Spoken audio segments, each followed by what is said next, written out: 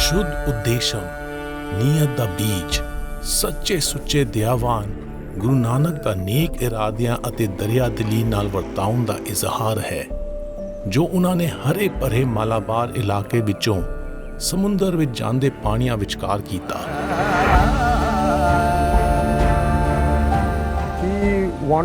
ਉਹ ਸਭ ਲੋਕਾਂ ਨੂੰ ਇੱਕੋ ਨਜ਼ਰ ਨਾਲ ਵੇਖਣਾ ਚਾਹੁੰਦੇ ਸਨ। ਮਜ਼ਹਬ, ਲਿੰਗ, ਜਾਤ ਜਾਂ ਕਿਸੇ ਹੋਰ ਬੁਨਿਆਦ ਉੱਤੇ ਵਿਤਕਰਾ ਨਹੀਂ ਕਰਦੇ ਸਨ।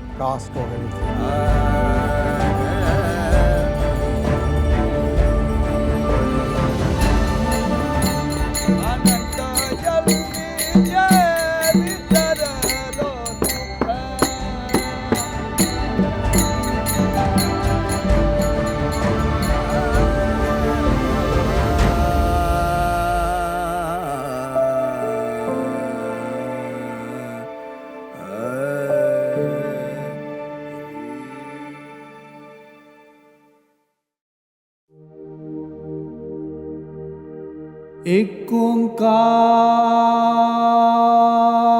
ਸਤਨਾਮ ਕਰਤਾ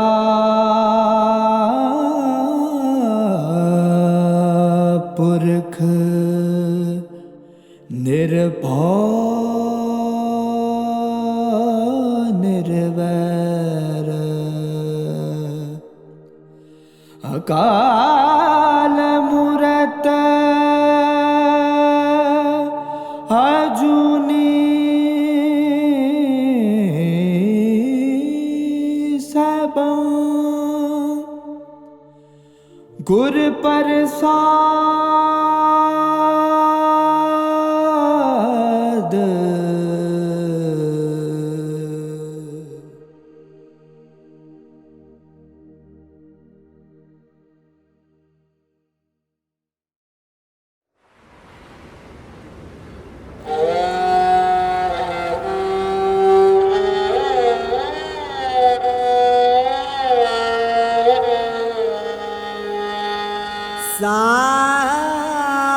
साची सुत नाम नहीं तृप्त हों मैं करत गवाया पर तन पर नारी रात निंदा बिख खाई दुख पाया। ਬੇਕਰਾਰੀ ਮਨੁੱਖ ਦੀ ਟਾਊ ਸੋਚ ਦੀ ਬੁਨਿਆਦ ਹੈ, ਜੋ ਬਦ ਇਖਲਾਕੀ ਦੀ ਜ਼ਰਖੇਜ਼ ਜ਼ਮੀਨ ਬਣਦੀ ਹੈ। ਆਲਮ ਫਾਜ਼ਲ ਵੀ ਲਾਲਸਾਵਾਂ ਦਾ ਸ਼ਿਕਾਰ ਹੋ ਸਕਦੇ ਹਨ। ਸਤਗੁਣਾ ਉੱਤੇ ਉਸਰੀ ਜ਼ਿੰਦਗੀ ਤ੍ਰਿਪਤ ਕਰਨ ਵਾਲਾ ਤਜਰਬਾ ਹੋ ਸਕਦੀ ਹੈ।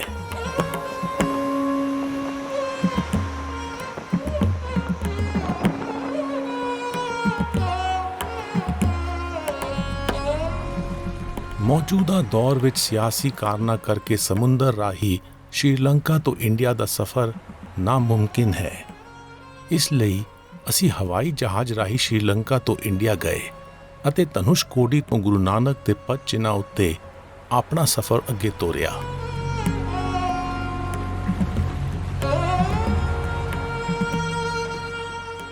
ਮਿਥਿਹਾਸ ਵਿੱਚ ਦਰਜ ਹੈ ਕਿ ਲੰਕਾ ਦੇ ਨਵੇਂ ਰਾਜਾ ਵਿਭੀਸ਼ਣ ਨੇ ਰਾਮਚੰਦਰ ਨੂੰ ਬੇਨਤੀ ਕੀਤੀ ਕਿ ਉਸ ਦੇ ਰਾਜ ਨੂੰ ਦੁਸ਼ਮਣਾਂ ਤੋਂ ਬਚਾਉਣ ਲਈ ਉਹ ਜਾਂਦੇ ਹੋਏ ਸੇਤੂ ਬੰਧ ਨੂੰ ਤਬਾਹ ਕਰ ਦੇਣ।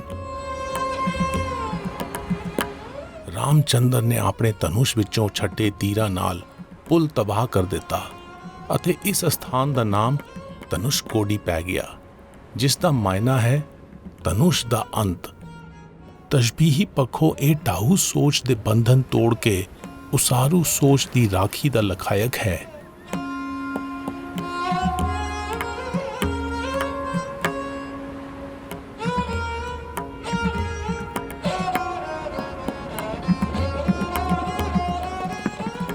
ਗੁਰੂ ਨਾਨਕ ਅਤੇ ਭਾਈ ਮਰਦਾਨਾ ਨੇ ਸ਼੍ਰੀਲੰਕਾ ਤੋਂ ਇੰਡੀਆ ਵਿੱਚ ਸੇਤੂ ਬੰਦ ਦੀ ਬੰਦਰਗਾਹ ਉੱਤੇ ਉਤਾਰਾ ਕੀਤਾ, ਜਿਸ ਨੂੰ ਧਨੁਸ਼ਕੋਡੀ ਵੀ ਕਹਿੰਦੇ ਹਨ।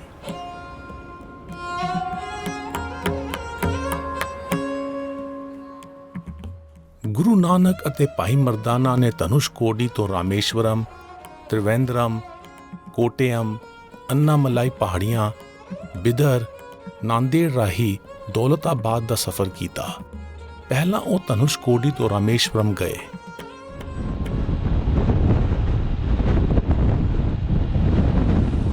ਗੁਰੂ ਨਾਨਕ ਦੇ ਪਦ ਚਿੰਨ੍ਹਾਂ ਉੱਤੇ ਅਸੀਂ ਧਨੁਸ਼ਕੋਡੀ ਤੋਂ ਰਾਮੇਸ਼ਵਰਮ ਦੀ ਯਾਤਰਾ ਕਰ ਰਹੇ ਹਾਂ ਅਤੇ ਰਾਮਨਾਥਾ ਸਵਾਮੀ ਮੰਦਿਰ ਜਾ ਰਹੇ ਹਾਂ। रामाय रामभद्राय रामचन्द्राय वेदसे रघुनाथाय नाथाय सीताय पतये नमः। श्री रामचंद्र स्वामिने नमः।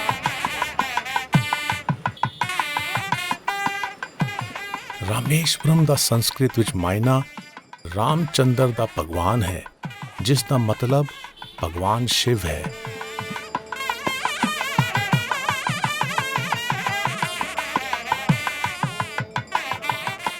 ਰਾਮਾਇਣ ਦੇ ਮਹਾਕਾਵ ਮੁਤਾਬਕ ਇੱਥੇ ਰਾਮਚੰਦਰ ਨੇ ਭਗਵਾਨ ਸ਼ਿਵ ਅੱਗੇ ਰਾਜਾ ਰਾਵਣ ਨਾਲ ਜੰਗ ਵਿੱਚ ਹੋਈ ਕਿਸੇ ਵੀ ਗਲਤੀ ਲਈ ਖਿਮਾ ਜਾਚਨਾ ਦੀ ਅਰਦਾਸ ਕੀਤੀ। ਇਹ ਮੰਨਿਆ ਜਾਂਦਾ ਹੈ ਕਿ ਰਾਮਚੰਦਰ ਅਤੇ ਉਹਨਾਂ ਦੀ ਪਤਨੀ ਸੀਤਾ ਨੇ ਭਗਵਾਨ ਸ਼ਿਵ ਦੀ ਨੁਮਾਇੰਦਗੀ ਕਰਨ ਵਾਲੀ ਸ਼ਿਵਲਿੰਗ ਦੀ ਮੂਰਤੀ ਇੱਥੇ ਸਥਾਪਿਤ ਕਰਵਾਈ, ਜੋ ਸ਼੍ਰੀਲੰਕਾ ਤੋਂ ਲਿਆਂਦੇ ਕਾਲੇ ਪੱਥਰ ਦੀ ਬਣੀ ਹੋਈ ਹੈ।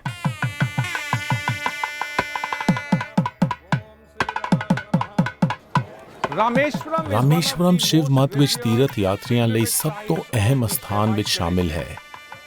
ਸ਼੍ਰੀਲੰਕਾ ਤੋਂ ਵਾਪਸੀ ਵੇਲੇ ਗੁਰੂ ਨਾਨਕ ਅਤੇ ਭਾਈ ਮਰਦਾਨਾ ਇਸ ਸ਼ਹਿਰ ਵਿੱਚ ਜੋਗੀਆਂ ਨਾਲ ਗੋਸ਼ਟ ਕਰਨ ਆਏ।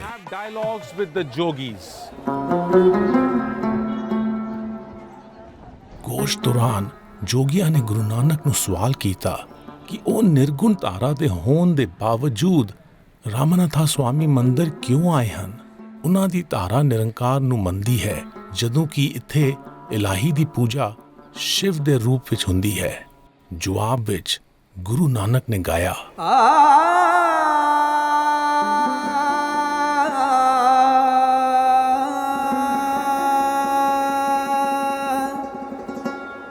एक निरंजन गुरमुख जाता,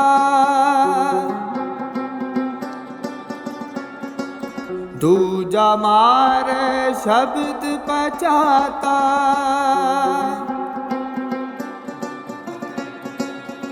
एको हुक्म वर्तै सब लोई,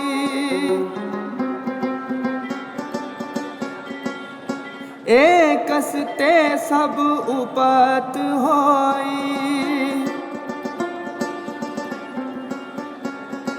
राह दो मैं खसम को जान,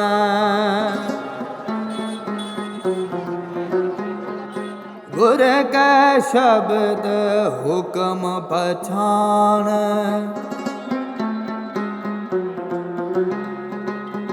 सगल रूप वर्ण मन माही,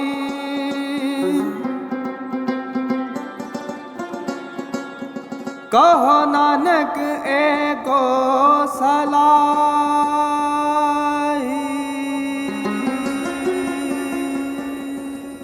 ਗੁਰੂ ਨਾਨਕ ਨੇ ਜੋਗੀਆਂ ਦੀ ਕਸ਼ਮਕਸ਼ ਦਾ ਜਵਾਬ ਆਪਣੇ ਵਹਿਦਤ ਦੇ ਫਲਸਫੇ ਰਾਹੀਂ ਦਿੱਤਾ। ਉਹਨਾਂ ਨੇ ਵਹਿਦਤ ਵਿੱਚ ਆਪਣੇ ਯਕੀਨ ਦੀ ਹਮਾਇਤ ਵਿੱਚ ਫਰਮਾਇਆ ਕਿ ਇੱਕੋ ਤਾਕਤ ਸ਼੍ਰੋਮਣੀ ਹੈ, ਜੋ ਨਿਰੰਕਾਰ, ਹਾਜ਼ਰਾ ਹਜ਼ੂਰ ਅਤੇ ਇਕਜੁੱਟ ਹੈ। ਉਹਨਾਂ ਨੇ ਸਾਫ਼ ਕੀਤਾ ਕਿ ਉਹਨਾਂ ਦਾ ਮੰਦਿਰ ਵਿੱਚ ਆਉਣ ਦਾ ਇਰਾਦਾ ਰੂਹਾਨੀਅਤ ਦੇ ਪਾਂਧਿਆਂ ਨਾਲ ਸੰਵਾਦ ਕਰਨਾ ਸੀ।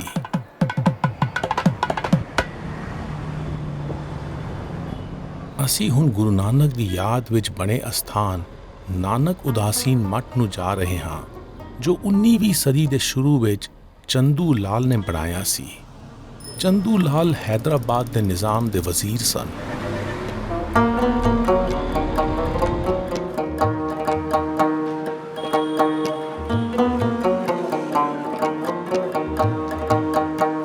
ਉਦਾਸੀ ਮਹੰਤ ਨਰਿੰਦਰ ਦਾਸ ਨੇ 1970ਵਿਆਂ ਦੇ ਮੱਧ ਵਿੱਚ ਇਹ ਅਸਥਾਨ ਚੇਨਈ ਦੀ ਸਿੱਖ ਬਰਾਦਰੀ ਦੇ ਹਵਾਲੇ ਕਰ ਦਿੱਤਾ ਸੀ, ਜਿੱਥੇ ਹੁਣ ਵਿਸ਼ਾਲ ਗੁਰਦੁਆਰਾ ਬਣਿਆ ਹੋਇਆ ਹੈ।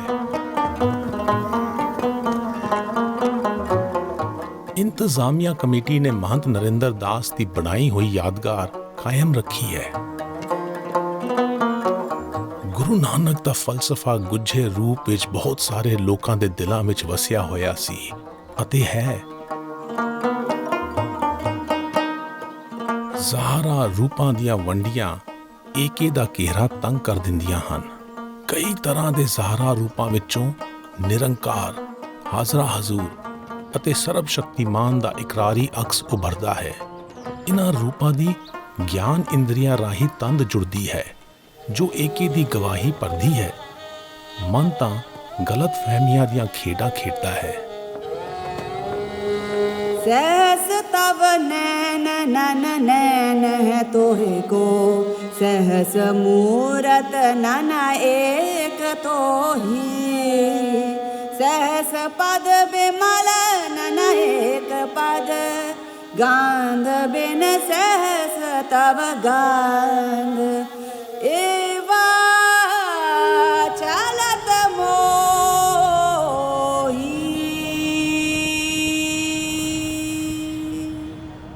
ਗੁਰੂ ਨਾਨਕ ਅਤੇ ਭਾਈ ਮਰਦਾਨਾ ਰਾਮੇਸ਼ਵਰਮ ਤੋਂ ਸਮੁੰਦਰ ਦੇ ਕੰਢੇ ਕੰਢੇ ਤ੍ਰਿਵੇਂਦਰਮ ਪਹੁੰਚੇ, ਜੋ ਮੌਜੂਦਾ ਦੌਰ ਵਿੱਚ ਕੇਰਲ ਸੂਬੇ ਦੀ ਰਾਜਧਾਨੀ ਹੈ।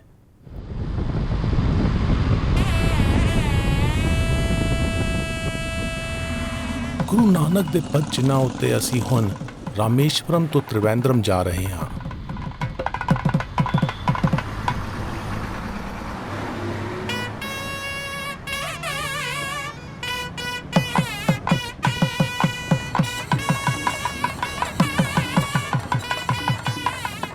ਤ੍ਰਿਵੇਂਦਰਮ ਸ਼ਹਿਰ ਦਾ ਨਾਮ ਥਿਰੂਵੰਥਾਪੁਰਮ ਤੋਂ ਬਣਿਆ ਹੈ। ਇਸ ਦਾ ਮਾਇਨਾ ਹੈ ਅਨੰਤ ਦਾ ਸਥਾਨ, ਜੋ ਭਗਵਾਨ ਵਿਸ਼ਨੂੰ ਦਾ ਹਵਾਲਾ ਹੈ, ਜੋ ਹਿੰਦੂ ਤ੍ਰਿਮੂਰਤੀ ਵਿੱਚ ਪਾਲਨਹਾਰਾ ਹੈ।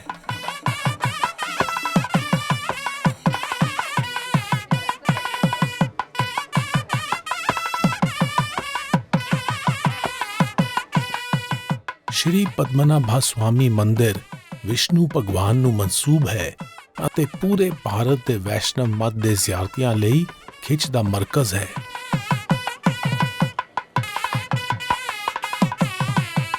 ਤ੍ਰਿਵੇਂਦਰਮ ਵਿੱਚ ਗੁਰੂ ਨਾਨਕ ਦੀ ਕੋਈ ਯਾਦਗਾਰ ਨਹੀਂ ਹੈ। ਗੁਰੂ ਨਾਨਕ ਅਤੇ ਭਾਈ ਮਰਦਾਨਾ ਨੇ ਤ੍ਰਿਵੇਂਦਰਮ ਤੋਂ ਕੋਟੀਅਮ ਦਾ ਸਫ਼ਰ ਕੀਤਾ।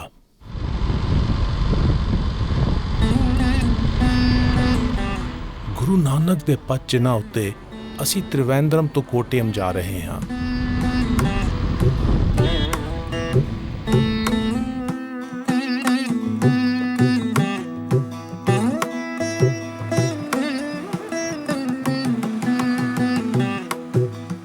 ਕੇਰਲ ਸੂਬੇ ਦਾ ਕੋਟੀਅਮ ਸ਼ਹਿਰ ਨਦੀਆਂ ਦੇ ਜਾਲ ਵਿੱਚ ਵਸਿਆ ਹੈ। ਇਹ ਅਰਬ ਸਾਗਰ ਵਿੱਚ ਪੈਣ ਵਾਲੇ ਪਾਣੀਆਂ ਲਈ ਮਸ਼ਹੂਰ ਹੈ।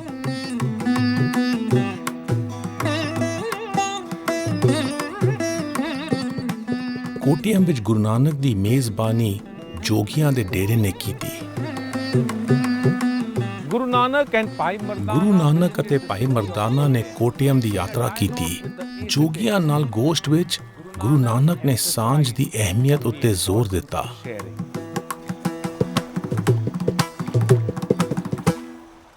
ਪ੍ਰਚਲਿਤ ਕਥਾ ਅਨੁਸਾਰ ਜੋਗੀਆਂ ਨੇ ਗੁਰੂ ਨਾਨਕ ਨੂੰ ਤਿਲ ਦਾ ਇੱਕ ਬੀਜ ਦੇ ਕੇ ਡੇਰੇ ਵਿੱਚ ਵਰਤਾਉਣ ਲਈ ਕਿਹਾ। ਸ਼ਾਇਦ ਉਹ ਇਹ ਤਵੱਕੋ ਕਰਦੇ ਸਨ ਕਿ ਗੁਰੂ ਨਾਨਕ ਕੋਈ ਕੌਤਕ ਕਰਨਗੇ।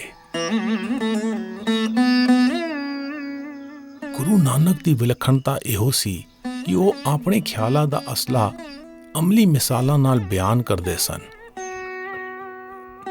ਉਹਨਾਂ ਨੇ ਤਿਲ ਦੇ ਬੀਜ ਨੂੰ ਹੋਰ ਸਮੱਗਰੀ ਵਿੱਚ ਮਿਲਾ ਕੇ ਰਗੜਿਆ ਅਤੇ ਡੇਰੇ ਵਿੱਚ ਵਰਤਾਉਣ ਲਈ ਲੋੜੀਂਦੀ ਮਿਕਦਾਰ ਤਿਆਰ ਕਰ ਲਈ। ਸਾਂਝ ਦੇ ਅਸੂਲ ਨੂੰ ਹੋਰ ਤਫਸੀਲ ਨਾਲ ਸਮਝਾਉਂਦੇ ਹੋਏ ਉਹਨਾਂ ਨੇ ਕਿਹਾ ਕਿ ਜੇ ਸਾਂਝ ਪਾਉਣ ਦਾ ਇਰਾਦਾ ਹੋਵੇ ਤਾਂ ਸਾਂਝੀ ਕੀਤੀ ਜਾਣ ਵਾਲੀ ਸ਼ਹਿਦ ਦੀ ਮਿਕਦਾਰ ਬੇਮਾਇਨਾ ਹੈ। ਇਹ ਭਾਵੇਂ ਕੋਈ ਵਸਤ ਹੋਵੇ ਜਾਂ ਗਿਆਨ ਹੋਵੇ। ਜੈ ਗੁਣ ਹੋਵਨ ਸਾਜਨਾ ਮਿਲ ਸਾਜ ਕਰੀ ਜੈ, ਸਾਜ ਕਰੀ ਜੈ ਗੁਣ ਕਰੀ ਛੋ चलिए। ਪੰਡਿਤ ਤਾਰਾ ਸਿੰਘ ਨਰੋਤਮ ਨੇ ਆਪਣੀ ਕਿਤਾਬ ਗੁਰੂ ਤੀਰਥ ਸੰਗ੍ਰਹਿ ਵਿੱਚ ਦਰਜ ਕੀਤਾ ਹੈ ਕਿ ਉਦਾਸੀ ਸੰਪਰਦਾਇ ਨੇ ਗੁਰੂ ਨਾਨਕ ਦੀ ਆਮਦ ਦੀ ਯਾਦਗਾਰ ਵਜੋਂ ਕੋਟਿਅਮ ਦੇ ਇਲਾਕੇ ਵਿੱਚ ਤਿਲਗੰਜੀ ਸਾਹਿਬ ਗੁਰਦੁਆਰਾ ਬਣਾਇਆ ਸੀ। ਇਸ ਸਥਾਨ ਨੂੰ ਕੁੰਡੀ ਕੁਟਲਮ ਵੀ ਕਿਹਾ ਜਾਂਦਾ ਸੀ। ਹੁਣ ਉਸ ਸਥਾਨ ਦੀ ਕੋਈ ਨਿਸ਼ਾਨੀ ਨਹੀਂ ਮਿਲਦੀ। 20ਵੀਂ ਸਦੀ ਦੇ ਸ਼ੁਰੂ ਵਿੱਚ ਗੁਰੂ ਨਾਨਕ ਦੀ ਜਾਤ-ਪਾਤ ਦੇ ਖਿਲਾਫ ਆਵਾਜ਼ ਦੇ ਅਸਰ ਹੇਠ ਕੇਰਲ ਸੂਬੇ ਦੇ 300 ਪਰਿਵਾਰਾਂ ਨੇ ਸਿੱਖ ਪਛਾਣ ਵਾਲੇ ਫਲਸਫੇ ਨੂੰ ਅਪਣਾ ਲਿਆ ਸੀ। ਇਹ ਬਰਾਦਰੀ ਹੌਲੀ-ਹੌਲੀ ਅਲੋਪ ਹੋ ਗਈ।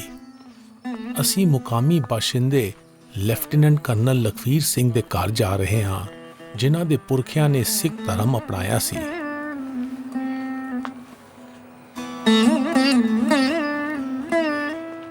ਗੁਰੂ ਨਾਨਕ ਦੇਵ ਜੀ ਇਸ ਗੁਰੂ ਨਾਨਕ ਦੇਵ ਜੀ ਕਾਇਨਾਤੀ ਗੁਰੂ ਸਨ। ਉਹਨਾਂ ਦਾ ਆਪਣਾ ਫਲਸਫਾ ਸੀ। ਉਹ ਕਰਮ ਕਾਂਡ ਦੇ ਖਿਲਾਫ ਸਨ ਅਤੇ ਉਹਨਾਂ ਨੇ ਰੂਹਾਨੀਅਤ ਦਾ ਧੁਰਾ ਫੜਿਆ ਸੀ। Core of spirituality he wanted to ਉਹ ਸਭ ਲੋਕਾਂ ਨੂੰ ਇੱਕੋ ਨਜ਼ਰ ਨਾਲ ਵੇਖਣਾ ਚਾਹੁੰਦੇ ਸਨ। ਮਜ਼ਹਬ, ਲਿੰਗ, ਜਾਤ ਜਾਂ ਕਿਸੇ ਹੋਰ ਬੁਨਿਆਦ ਉੱਤੇ ਵਿਤਕਰਾ ਨਹੀਂ ਕਰਦੇ ਸਨ। Religion, sex, caste or anything. Lieutenant colonel Lakhvir Singh ਸ਼ਾਇਦ ਕੇਰਲ ਦੇ ਮੁਕਾਮੀ ਸਿੱਖਾਂ ਵਿੱਚ ਆਖਰੀ ਹਨ। ਗੁਰੂ ਨਾਨਕ ਅਤੇ ਭਾਈ ਮਰਦਾਨਾ ਨੇ ਕੋਟਿਅਮ ਤੋਂ ਉੱਤਰ ਵਾਲੇ ਪਾਸੇ ਨੂੰ ਅੰਨਾਮਲਾਈ ਪਹਾੜੀਆਂ ਦਾ ਸਫ਼ਰ ਕੀਤਾ, ਜੋ ਕੇਰਲ ਅਤੇ ਤਾਮਿਲਨਾਡੂ ਦੀ ਸਰਹੱਦ ਉੱਤੇ ਪੈਂਦੀਆਂ ਹਨ।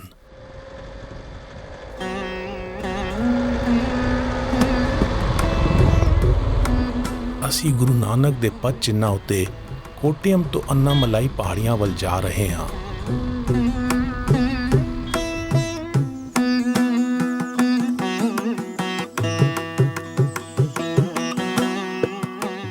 ਇਸ ਇਲਾਕੇ ਦੀਆਂ ਵਾਦੀਆਂ ਵਿੱਚ ਅਤੇ ਦਰਿਆ ਕਿਨਾਰਿਆਂ ਉੱਤੇ ਘਣਾ ਜੰਗਲ ਹੈ। ਇਹਨਾਂ ਪਹਾੜੀਆਂ ਦੀਆਂ ਨੀਵੀਆਂ ਢਲਾਨਾਂ ਉੱਤੇ ਮੂਲ ਵਾਸੀ ਕਬੀਲਾ ਆਬਾਦ ਸੀ, ਜਿਸ ਦਾ ਨਾਮ ਕਡਾਨ ਸੀ, ਜਿਸ ਦਾ ਮਾਇਨਾ ਪਹਾੜੀਆਂ ਦੇ ਮਾਲਿਕ ਹੈ। ਕਡਾਨ ਲੋਕਾਂ ਨੂੰ ਕੋਡਾ ਵੀ ਕਿਹਾ ਜਾਂਦਾ ਹੈ। ਇਹਨਾਂ ਦਾ ਬਾਹਰਲੀ ਦੁਨੀਆ ਨਾਲ ਬਹੁਤ ਘੱਟ ਰਾਬਤਾ ਸੀ, ਜਿਸ ਕਾਰਨ ਇਹਨਾਂ ਦਾ ਮਿਜ਼ਾਜ ਹੀ ਆਪਾ ਮੁਖੀ ਹੋ ਗਿਆ। ਇਹ ਸ਼ਾਇਦ ਦੱਖਣੀ ਭਾਰਤ ਦੇ ਸਭ ਤੋਂ ਪੁਰਾਣੇ ਬਾਸ਼ਿੰਦੇ ਹਨ। ਇਹਨਾਂ ਦੇ ਕੱਦ ਮਧਰੇ, ਬੁੱਲ ਮੋਟੇ ਅਤੇ ਜਟਾਵਾਂ ਹਨ। ਇਹ ਜੰਗਲ ਵਿੱਚੋਂ ਆਪਣੀ ਖੁਰਾਕ ਇਕੱਠੀ ਕਰਦੇ ਹਨ ਅਤੇ ਗੁਫਾਵਾਂ ਜਾਂ ਘਾਹ ਫੂਸ ਦੇ ਢਾਰਿਆਂ ਵਿੱਚ ਗੁਜ਼ਾਰਾ ਕਰਦੇ ਹਨ।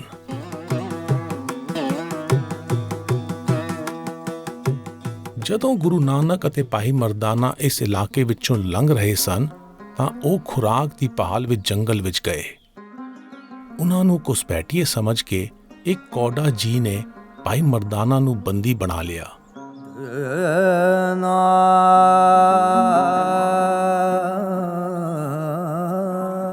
ਗੁਰੂ ਨਾਨਕ ਨੇ ਉਹਨਾਂ ਨੂੰ ਆਪਣੇ ਆਉਣ ਦਾ ਕਾਰਨ ਸਮਝਾਇਆ ਅਤੇ ਭਾਈ ਮਰਦਾਨਾ ਨੂੰ ਵੇਲੇ ਸਿਰ ਕਿਸੇ ਤਰ੍ਹਾਂ ਦੇ ਨੁਕਸਾਨ ਤੋਂ ਬਚਾ ਲਿਆ। ਉਹਨਾਂ ਆਖਿਆ ਕਿ ਖੌਫ ਸੋਚ ਅਤੇ ਫੈਸਲਿਆਂ ਉੱਤੇ ਭਾਰੂ ਪੈਂਦਾ ਹੈ। ਜਦੋਂ ਅਸੀਂ ਇੱਕੋ ਫਿਜ਼ਾ ਦਾ ਹਿੱਸਾ ਹਾਂ ਤਾਂ ਆਪਣੇ ਹਮਸਾਈਆਂ ਤੋਂ ਕਿਉਂ ਖੌਫ ਜ਼ਦਾ ਹਾਂ? ਗੁਰੂ ਨਾਨਕ ਦੇ ਸ਼ਬਦਾਂ ਦੀ ਸੰਜੀਦਗੀ ਦਾ ਅਹਿਸਾਸ ਹੋਣ ਨਾਲ ਕੌਡਾ ਕਬੀਲੇ ਨੇ ਭਾਈ ਮਰਦਾਨਾ ਨੂੰ ਰਿਹਾ ਕਰ ਦਿੱਤਾ। ਗੁਰੂ ਨਾਨਕ ਦੇ ਸ਼ਬਦਾਂ ਨੇ ਕਡਾਨ ਲੋਕਾਂ ਦੇ ਦਿਲ ਨੂੰ ਟੁੰਬਿਆ। ਕਿਹਾ ਜਾਂਦਾ ਹੈ ਕਿ ਉਸ ਤੋਂ ਬਾਅਦ ਇਸ ਕਬੀਲੇ ਦਾ ਮਿਜ਼ਾਜ ਘੱਟ ਆਪਾ ਮੁਖੀ ਹੋ ਗਿਆ ਅਤੇ ਆਜ਼ਾਦ ਖਿਆਲੀ ਵਿੱਚ ਵਾਧਾ ਹੋਇਆ। ਭੈ ਵਿੱਚ ਆਵੇ ਜਾਵੇ ਭੈ ਵਿੱਚ ਆਵੇ ਜਾਵੇ ਸਗਲੇ ਆਪੋ ਲਿਖਿਆ ਸਿਰ ਲੇਖ ਨਾਨਕ ਨਿਰਭਉ ਨਿਰੰਕਾਰ ਸਚ ਏਕ।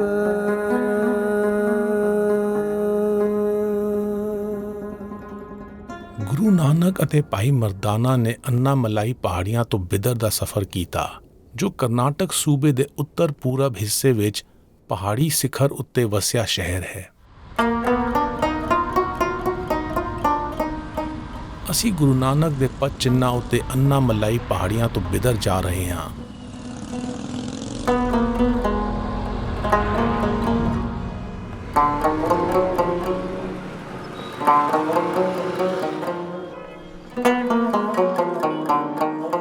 ਇਹ ਇਲਾਕਾ ਕਦੇ ਬਾਂਸ ਦਾ ਸੰਘਣਾ ਜੰਗਲ ਸੀ। ਬਿਦਰ ਸ਼ਬਦ ਵੀ ਬਿਦੁਰੂ ਤੋਂ ਬਣਿਆ ਹੈ, ਜਿਸ ਦਾ ਮਾਇਨਾ ਬਾਂਸ ਹੈ।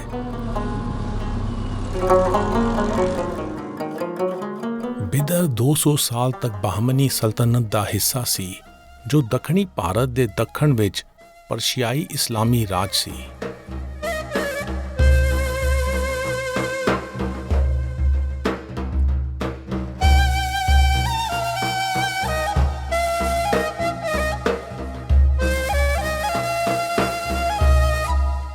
ਜਦੋਂ 16ਵੀਂ ਸਦੀ ਦੇ ਸ਼ੁਰੂ ਵਿੱਚ ਗੁਰੂ ਨਾਨਕ ਬਿਦਰ ਪਹੁੰਚੇ ਤਾਂ ਬਹਮਨੀ ਸਲਤਨਤ ਦੀ ਹਾਲਤ ਖਸਤਾ ਸੀ ਅਤੇ ਇਸ ਇਲਾਕੇ ਉੱਤੇ ਪਿਛਲੇ ਬੂਹੇ ਤੋਂ ਅਮੀਰ ਬੈਰਤ ਸ਼ਾਹ ਦੀ ਪਕੜ ਬਣ ਗਈ ਸੀ।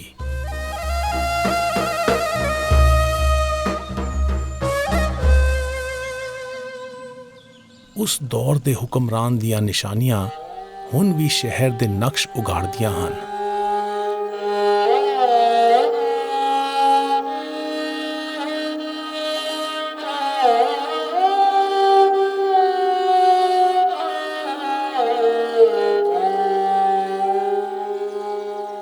हर बिन क्यों तेरे मन मेरा कोट कलप के दुख बिनासन साच देड़ाए न बेरा। ਗੈਰ ਮਹਿਫੂਜ਼ੀਅਤ ਰਾਹੀਂ ਤਾਕਤ ਦੀ ਲਾਲਸਾ ਦਾ ਇਜ਼ਹਾਰ ਹੁੰਦਾ ਹੈ।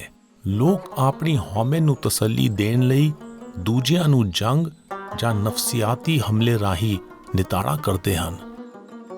ਕਦੇ ਆਪਣੀ ਤਾਕਤ ਦੇ ਨੁਮਾਇਸ਼ ਕਰਨ ਲਈ ਬਣਾਈਆਂ ਗਈਆਂ, ਪਰ ਹੁਣ ਖੰਡਰ ਬਣ ਗਈਆਂ ਇਹਨਾਂ ਇਮਾਰਤਾਂ ਤੋਂ ਮੈਂ ਕੀ ਸਿੱਖ ਸਕਦਾ ਹਾਂ?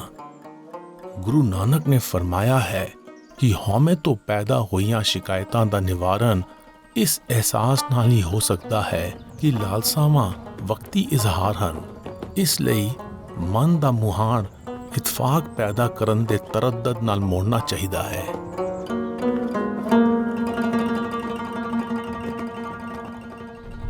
ਅਸੀਂ ਬਿਦਰ ਵਿੱਚ ਇਤਿਹਾਸਕ ਨਾਨਕ ਝੀਰਾ ਗੁਰਦੁਆਰਾ ਜਾ ਰਹੇ ਹਾਂ।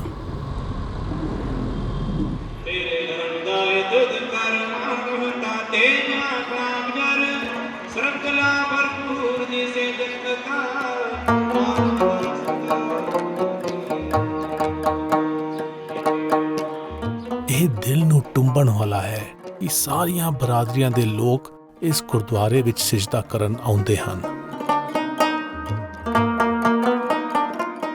The water spring at the Bidar ਦੇ ਗੁਰਦੁਆਰੇ ਵਿੱਚ ਪਾਣੀ ਦਾ ਝਰਨਾ ਗੁਰੂ ਨਾਨਕ ਅਤੇ ਭਾਈ ਮਰਦਾਨਾ ਦੇ ਇਸ ਸ਼ਹਿਰ ਵਿੱਚ ਆਉਣ ਦੀ ਯਾਦ ਦਿਵਾਉਂਦਾ ਹੈ। ਸਿੱਖ ਅਤੇ ਹਿੰਦੂ ਇਸ ਸਥਾਨ ਨੂੰ ਨਾਨਕ ਝੀਰਾ ਕਹਿੰਦੇ ਹਨ ਅਤੇ ਮੁਸਲਮਾਨ ਇਸ ਨੂੰ ਚਸ਼ਮਾ-ਏ-ਸ਼ਹਾਦਾ ਆਖਦੇ ਹਨ।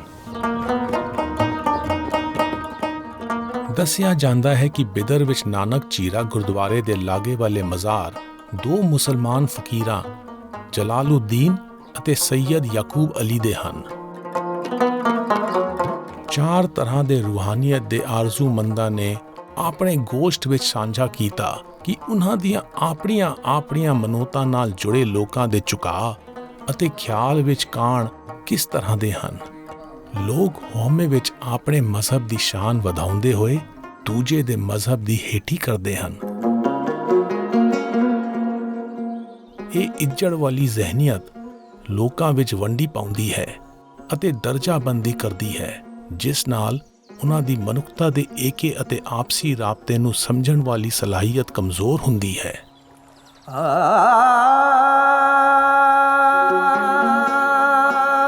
ਜਲ ਥਲ ਜੀਆਂ ਪੁਰੀਆਂ ਲੋਆ ਆਕਾਰਾਂ ਆਕਾਰ ਹੋਏ ਜੇ ਆਖੇ ਸੋ ਤੂੰ ਹੈ ਜਾਣੈ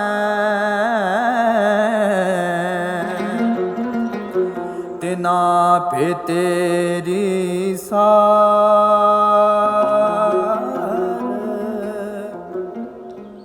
ਨਾਨਕ ਭਗਤਾ ਭੁਖ ਸਾਲਾਹਣ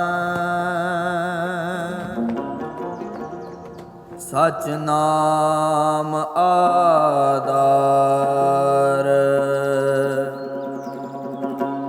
ਸਦਾ ਆਨੰਦ ਰਹੇ ਦਿਨ ਰਾਤੀ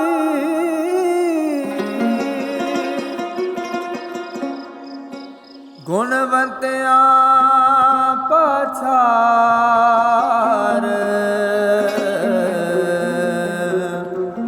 ਗੁਣਵੰਤਿਆਂ ਪਛਾਰ।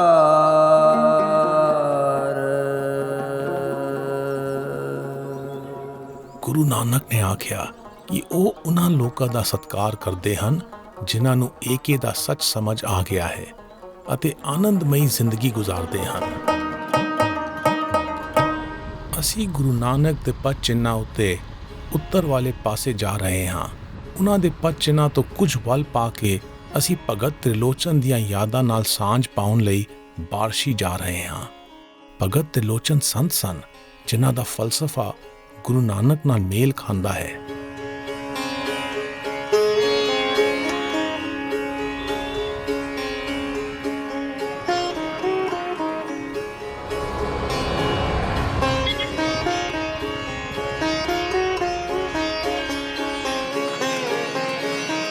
ਭਗਤ ਤ੍ਰਿਲੋਚਨ ਦਾ ਜਨਮ 1269 ਈਸਵੀ ਵਿੱਚ ਸੌਦਾਗਰ ਬਰਾਦਰੀ ਦੇ ਘਰ ਹੋਇਆ।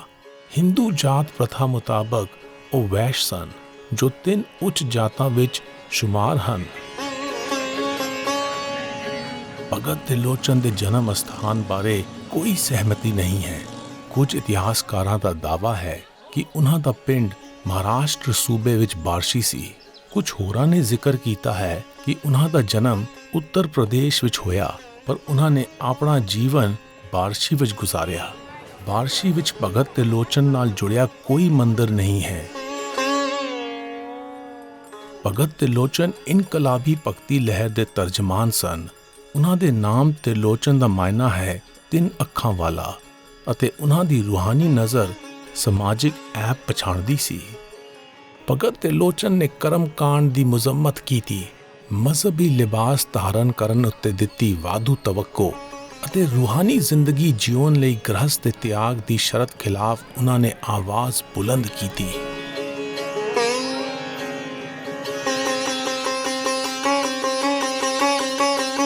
ਉਹਨਾਂ ਨੇ ਮੁਕਤੀ ਦੇ ਰਾਹ ਵਜੋਂ ਰੂਹਾਨੀਅਤ ਦੇ ਆਰਜ਼ੂਮੰਦਾਂ ਵਿੱਚ ਸੰਗਤ ਦੀ ਵਜ਼ਾਹਤ ਕੀਤੀ। ਗੁਰੂ ਨਾਨਕ ਅਤੇ ਭਗਤ ਤ੍ਰਿਲੋਚਨ ਦੇ ਜੀਵਨ ਕਾਲ ਵਿੱਚ ਸਦੀਆਂ ਦੀ ਵਿੱਥ ਸੀ, ਪਰ ਉਹਨਾਂ ਦੇ ਫਲਸਫਿਆਂ ਵਿੱਚ ਸਾਂਝ ਸੀ।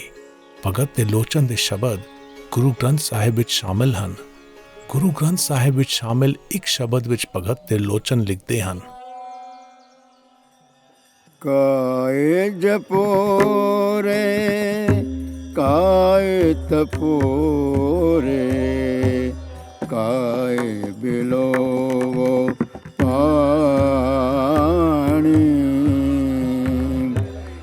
184 ਜਿਨ ਉਪਾਏ ਸੋ ਸਿਮਰੋ ਨਿਰਵਾਣ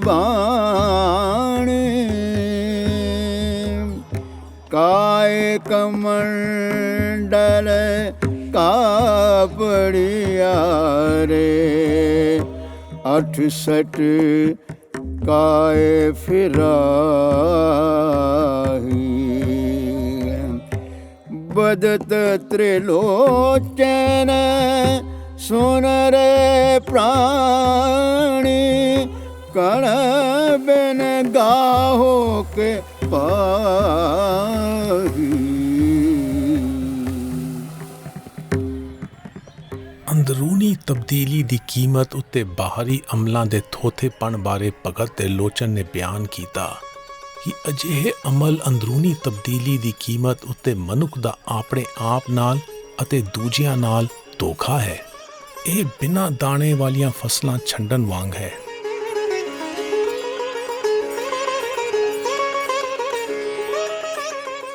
ਗੁਰੂ ਨਾਨਕ ਅਤੇ ਭਾਈ ਮਰਦਾਨਾ ਨੇ ਬਿਦਰ ਤੋਂ ਨਾਂਦੇੜ ਨੂੰ ਚਾਲਾ ਪਾਇਆ। ਪਾਰਸ਼ੀ ਦਾ ਫੇਰਾ ਪਾਉਣ ਤੋਂ ਬਾਅਦ ਅਸੀਂ ਗੁਰੂ ਨਾਨਕ ਦੇ ਪਦ ਚਿੰਨ੍ਹਾਂ ਉੱਤੇ ਆਪਣਾ ਸਫ਼ਰ ਮੁੜ ਸ਼ੁਰੂ ਕਰ ਰਹੇ ਹਾਂ।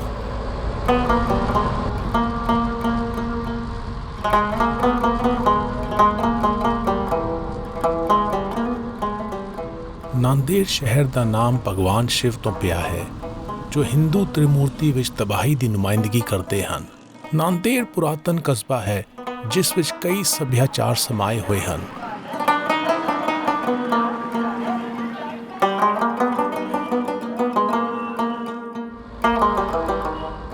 ਰਾਜਾ ਅਸ਼ੋਕ ਨੇ ਆਪਣੇ ਦੌਰ ਵਿੱਚ ਇੱਥੇ ਬੁੱਧ ਮਤ ਦੀਆਂ ਨਿਸ਼ਾਨੀਆਂ ਛੱਡੀਆਂ।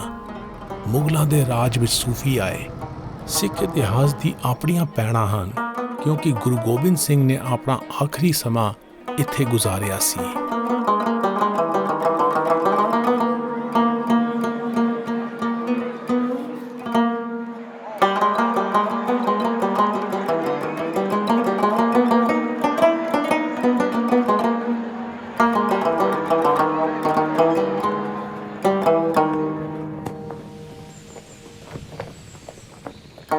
ਅਸੀਂ ਨਾਂਦੇੜ ਦੇ ਬਾਹਰਵਾਰ ਗੁਰਦੁਆਰਾ ਮਾਲ ਟੇਕੜੀ ਜਾ ਰਹੇ ਹਾਂ, ਜਿਹੜਾ ਗੁਰੂ ਨਾਨਕ ਦੇ ਨਾਂਦੇੜ ਆਉਣ ਦੀ ਯਾਦਗਾਰ ਵਜੋਂ ਬਣਿਆ ਹੈ।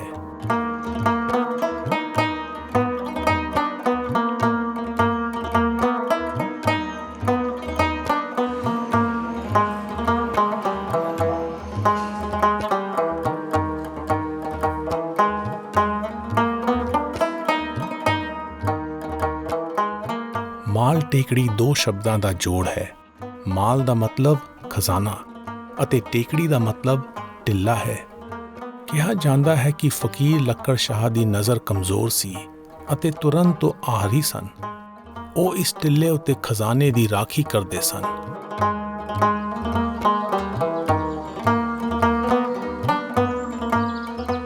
During his visit to Nanded, Nanded ਦੀ ਯਾਤਰਾ ਦੌਰਾਨ ਗੁਰੂ ਨਾਨਕ ਅਤੇ ਫਕੀਰ ਸੈਯਦ ਹੁਸੈਨ ਲੱਕੜ ਸ਼ਾਹ ਦੀ ਮੁਲਾਕਾਤ ਹੋਈ। ਉਹਨਾਂ ਦਾ ਰੂਹਾਨੀ ਸੰਵਾਦ ਮਾਲ ਟਿੱਲਾ ਉੱਤੇ ਹੋਇਆ। ਇੱਥੇ ਫਕੀਰ ਸੈਯਦ ਹੁਸੈਨ ਲੱਕੜ ਸ਼ਾਹ ਦੀ ਮਜ਼ਾਰ ਹੈ ਅਤੇ ਇਸ ਪਾਸੇ ਗੁਰਦੁਆਰਾ ਮਾਲ ਟੇਕੜੀ ਹੈ। ਸਾਡੀਆਂ ਸੰਵੇਦੀ ਇੰਦਰੀਆਂ ਤਜਰਬੇ ਰਾਹੀਂ ਸਿੱਖਣ ਦਾ ਕਾਰਜ ਸੁਖਾਲਾ ਕਰਦੀਆਂ ਹਨ। ਮੈਂ ਸੋਚਦਾ ਹਾਂ ਕਿ ਕੀ ਵੱਖਰੀਆਂ ਯੋਗਤਾਵਾਂ ਵਾਲੇ ਜੀ ਰੂਹਾਨੀ ਇਲਮ ਦੇ ਕੁਝ ਪੱਖਾਂ ਤੋਂ ਬੇਹੋਣੇ ਰਹਿ ਜਾਂਦੇ ਹਨ, ਜਾਂ ਇਸ ਦੇ ਉਲਟ ਆਪਣੇ ਨੇਤਾਣੇਪਣ ਕਾਰਨ ਜ਼ਿਆਦਾ ਲੈਸ ਹੁੰਦੇ ਹਨ। अनहद वाजै ब्रह्म भाव पाजै सगल व्यापरया प्रभ छाजै। ਮਨੁੱਖਾ ਸੁਧ ਬੁੱਧ ਮਨ ਨੂੰ ਪਛਾਣ ਦੇ ਸਾਂਚੇ ਵਿੱਚ ਢਲਦੀ ਹੈ, ਜਿਸ ਨਾਲ ਹਰ ਚੀਜ਼ ਨੂੰ ਆਪਸ ਵਿੱਚ ਜੋੜਨ ਵਾਲੀਆਂ ਰੂਹ ਦੀਆਂ ਆਦ ਜੁਗਾਤ ਦੁਨੀਆ ਨੂੰ ਮਹਿਸੂਸ ਕਰਨ ਦੀ ਸਲਾਹੀਅਤ ਨੂੰ ਖੋਰਾ ਲੱਗਦਾ ਹੈ। ਤਰਾਸਦੀ ਇਹ ਹੈ ਕਿ ਜਿਸਮਾਨੀ ਪੱਖੋਂ ਯੋਗ ਮਨੁੱਖ ਆਪਣੇ ਮੋਹ ਕਾਰਨ ਦ੍ਰਿਸ਼ਟੀਹੀਣ ਹੋ ਜਾਂਦਾ ਹੈ। ਨਫ਼ਰਤ ਉਸ ਨੂੰ ਪਿੰਗਲਾ ਕਰ ਦਿੰਦੀ ਹੈ ਅਤੇ ਹਉਮੈ ਉਸ ਨੂੰ ਬੋਲਾ ਬਣਾ ਦਿੰਦੀ ਹੈ। ਗੁਰੂ ਨਾਨਕ ਨੇ ਫਰਮਾਇਆ ਕਿ ਜਦੋਂ ਮਨੁੱਖ ਅੰਦਰ ਅਨਹਦ ਰਾਗ ਛਿੜਦਾ ਹੈ ਤਾਂ ਕਾਇਨਾਤੀ ਸੱਚ ਖੁੱਲ੍ਹਦੇ ਹਨ ਅਤੇ ਇਹ ਰੁਝਾਨ ਮਨੁੱਖ ਦੀਆਂ ਸੰਵੇਦੀ ਇੰਦਰੀਆਂ ਦਾ ਮੁਤਾਜ ਨਹੀਂ ਹੈ।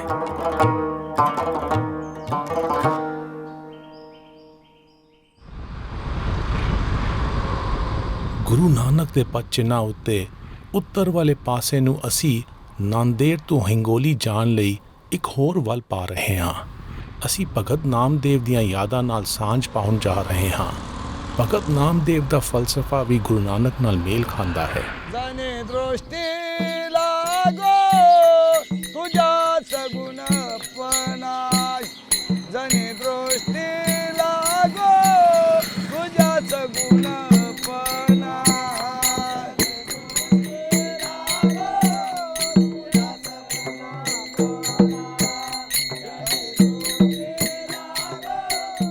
ਭਗਤ ਨਾਮਦੇਵ ਮਸ਼ਹੂਰ ਸੰਤ ਸਨ, ਜਿਨ੍ਹਾਂ ਦਾ ਜਨਮ 1270 ਈਸਵੀ ਵਿੱਚ ਮਹਾਰਾਸ਼ਟਰ ਦੇ ਪਿੰਡ ਨਾਰਸੀ ਵਿੱਚ ਹੋਇਆ ਸੀ। ਉਹ ਛੀਂਬਾ ਬਰਾਦਰੀ ਦੇ ਸਨ, ਜਿਸ ਨੂੰ ਨੀਵੀਂ ਜਾਤ ਸਮਝਿਆ ਜਾਂਦਾ ਸੀ। ਉਹਨਾਂ ਦਾ ਜਨਮ ਭਾਵੇਂ ਗੁਰੂ ਨਾਨਕ ਤੋਂ ਬਹੁਤ ਪਹਿਲਾਂ ਹੋਇਆ ਸੀ, ਪਰ ਗੁਰੂ ਗ੍ਰੰਥ ਸਾਹਿਬ ਵਿੱਚ ਦਰਜ ਬਾਣੀ ਦੇ ਹਵਾਲੇ ਨਾਲ ਰੂਹਾਨੀ ਰਹਿਬਰਾਂ ਵਜੋਂ ਦੋਵੇਂ ਸੰਤ ਤਸ਼ਬੀਹੀ ਪੱਖੋਂ ਇਕੱਠੇ ਹੀ ਰਹਿੰਦੇ ਹਨ। बोध केला बोला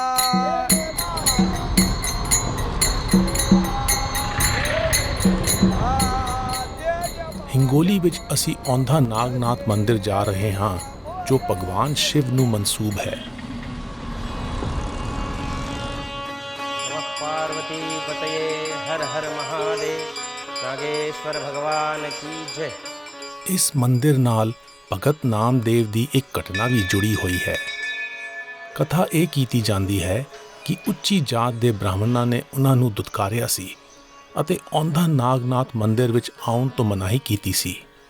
ਜਦੋਂ ਉਹ ਸ਼ਰਧਾ ਨਾਲ ਇਸ ਮੰਦਿਰ ਦੀ ਪਿਛਲੀ ਕੰਧ ਕੋਲ ਬੈਠ ਗਏ ਤਾਂ ਗਰਭ ਗ੍ਰਹਿ ਘੁੰਮ ਗਿਆ ਸੀ।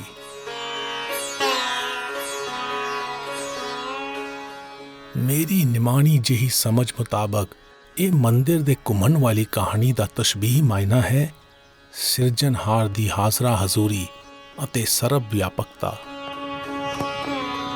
ये जो मंदिर है ਇਹ ਜਿਹੜਾ ਮੰਦਿਰ ਹੈ ਇਹ 12 ਜਿਓਤਿਰਲਿੰਗ ਵਿੱਚੋਂ 8ਵਾਂ ਜਿਓਤਿਰਲਿੰਗ ਹੈ।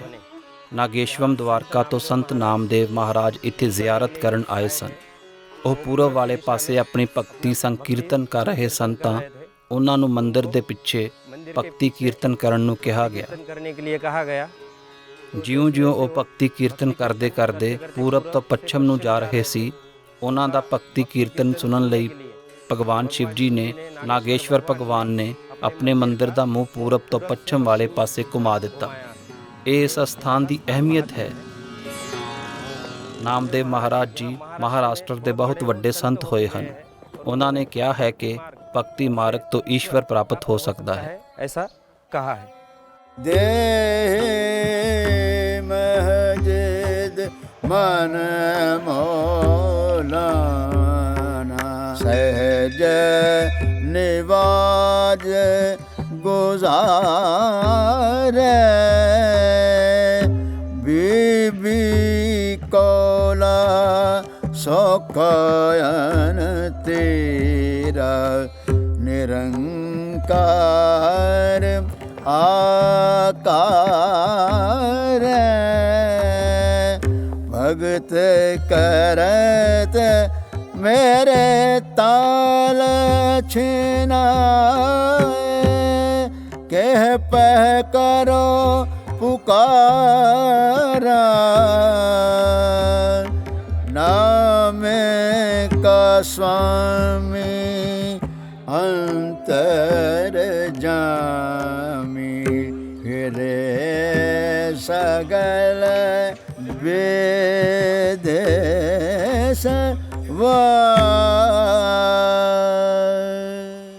ਭਗਤ ਨਾਮਦੇਵ ਨੇ ਆਖਿਆ ਕਿ ਅਸੀਂ ਸਭ ਇੱਕੋ ਮਿੱਟੀ ਦੇ ਬਣੇ ਹਾਂ। ਦੁਐਤ ਜਾਂ ਬੇਗਾਨਗੀ ਤਾਂ ਸਾਡੇ ਖਿਆਲਾਂ ਵਿੱਚ ਵਸਦੀ ਹੈ।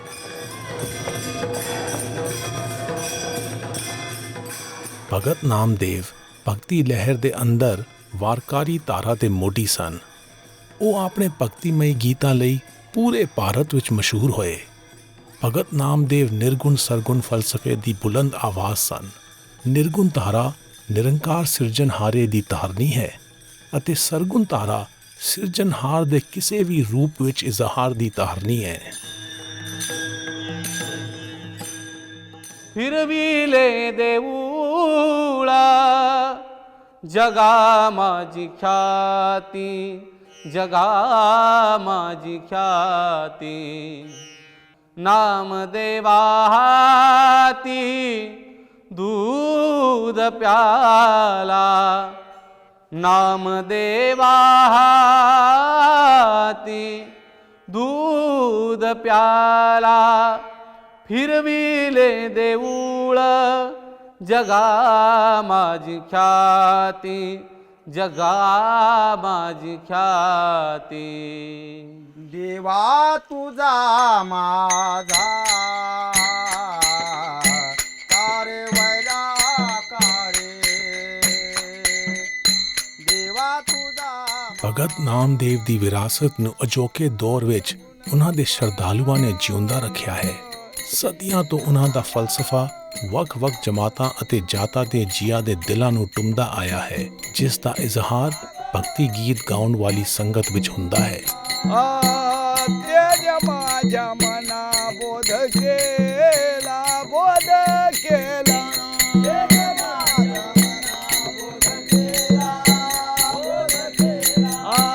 अनंत जन्मीचे विसरलो दुःख अनंत जन्मीचे विसरलो दुःख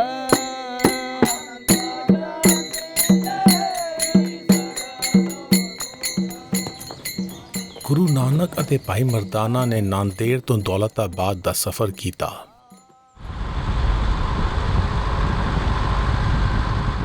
ਭਗਤ ਨਾਮਦੇਵ ਨਾਲ ਜੁੜੇ ਅਸਥਾਨ ਤੋਂ ਹੁਣ ਅਸੀਂ ਗੁਰੂ ਨਾਨਕ ਦੇ ਪਦ ਚਿੰਨ੍ਹਾਂ ਉੱਤੇ ਆਪਣਾ ਸਫ਼ਰ ਮੁੜ ਸ਼ੁਰੂ ਕਰਦੇ ਹੋਏ ਦੌਲਤਾਬਾਦ ਜਾ ਰਹੇ ਹਾਂ।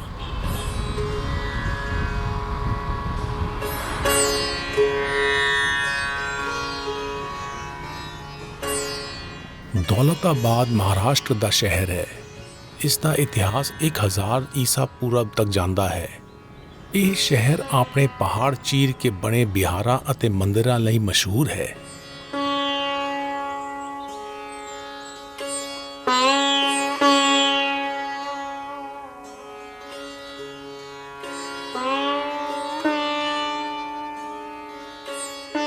The remains of Ellora caves in Daulatabad ਵਿੱਚ ਅਲੋਰਾ ਦੀਆਂ ਗੁਫਾਵਾਂ ਦੇ ਖੰਡਰਾਂ ਤੋਂ ਝਲਕ ਮਿਲਦੀ ਹੈ ਕਿ ਇਸ ਇਲਾਕੇ ਵਿੱਚ ਹਿੰਦੂ, ਜੈਨ ਅਤੇ ਬੁੱਧ ਧਰਮ ਪੁਰਾਤਨ ਸਮਿਆਂ ਤੋਂ ਪ੍ਰਚਲਿਤ ਸਨ।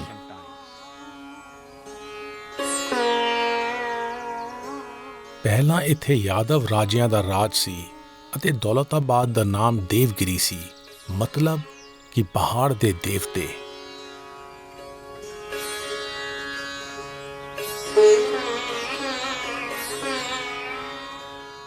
(1322 ਈਸਵੀ ਵਿੱਚ ਦਿੱਲੀ ਦੇ ਸੁਲਤਾਨ ਮੁਹੰਮਦ ਬਿਨ ਤੁਗਲਕ ਨੇ ਇਸ ਦਾ ਨਾਮ ਦੌਲਤਾਬਾਦ ਰੱਖਿਆ, ਜਿਸ ਦਾ ਮਾਇਨਾ ਹੈ ਤਕਦੀਰ ਦਾ ਸ਼ਹਿਰ।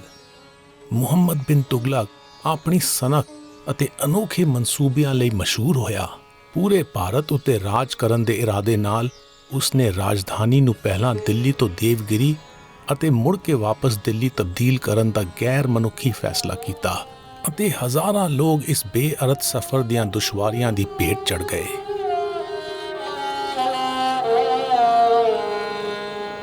ਜਿਉ ਆਰਣ ਲੋਹਾ ਪਾਏ ਪਨ ਕੜਾਹੀਏ ਤਿਉ ਸਾਕਤ ਜੂਨੀ ਪਾਏ ਪਵੇ ਪਵਾਏ।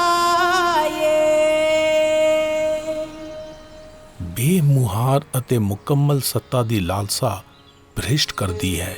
ਮਨੁੱਖ ਦੀ ਗੈਰ ਮਹਿਫੂਜ਼ੀਅਤ ਦਾ ਅਹਿਸਾਸ ਅਤੇ ਮਲਕੀਅਤ ਦੇ ਖੁੱਸ ਜਾਣ ਦਾ ਖੌਫ ਉਸ ਦੀ ਜਫਾ ਮਾਰਨ ਦੀ ਜ਼ਰੂਰਤ ਦੇ ਤੌਰ ਉੱਤੇ ਜ਼ਾਹਿਰ ਹੁੰਦਾ ਹੈ। ਗੁਰੂ ਨਾਨਕ ਨੇ ਫਰਮਾਇਆ ਕਿ ਜਿਵੇਂ ਲੋਹਾ ਮੁੜ ਕੇ ਢਲਦਾ ਹੈ, ਉਸੇ ਤਰ੍ਹਾਂ ਮਨੁੱਖ ਵੀ ਉਸ ਵੇਲੇ ਤੱਕ ਇਸੇ ਤਰ੍ਹਾਂ ਹੀ ਦੋ ਚਿੱਤੀ ਵਿੱਚ ਵਾਰ-ਵਾਰ ਫਸਦਾ ਹੈ, ਜਦੋਂ ਤੱਕ ਅਸੀਂ ਆਪਣੇ ਅਮਲਾਂ ਤੋਂ ਸਬਕ ਸਿੱਖਣ ਲਈ ਤਿਆਰ ਨਹੀਂ ਹਾਂ। ਮੁਖਤਲਿਫ ਲੋਕਾਂ ਅਤੇ ਸੱਭਿਆਚਾਰਾਂ ਨਾਲ ਇਸ ਸ਼ਹਿਰ ਦੇ ਇਤਿਹਾਸਕ, ਮਜ਼ਹਬੀ ਅਤੇ ਸਿਆਸੀ ਤਾਲੁਕ ਹੋਣ ਕਾਰਨ ਹੀ ਸ਼ਾਇਦ ਗੁਰੂ ਨਾਨਕ ਨੇ ਇੱਥੇ ਆਉਣ ਦਾ ਫੈਸਲਾ ਕੀਤਾ।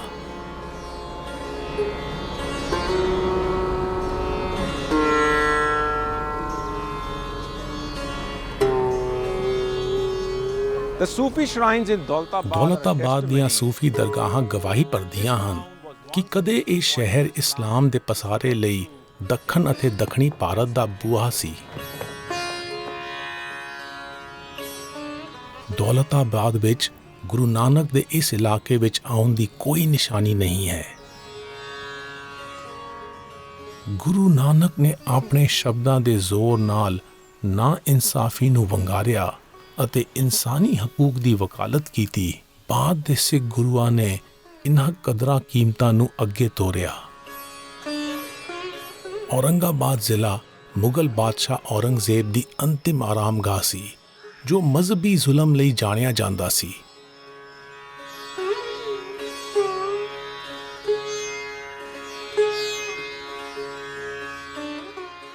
ਗੁਰੂ ਤੇਗ ਬਹਾਦਰ ਨੌਵੇਂ ਨਾਨਕ ਨੇ ਸੋਚ ਅਤੇ ਅਕੀਦਿਆਂ ਦੀ ਆਜ਼ਾਦੀ ਦਾ ਪਰਚਮ ਬੁਲੰਦ ਕੀਤਾ।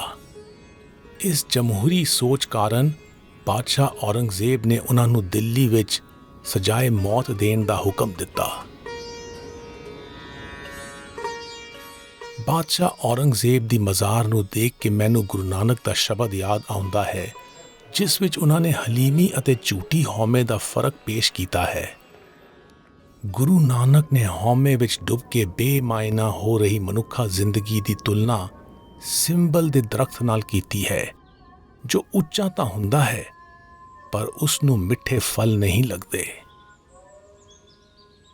ਸਿਮਲ ਰੁਖ ਸਰੀਰ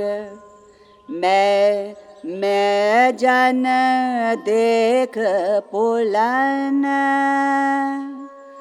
से फल कामना भनी ते गुण में तन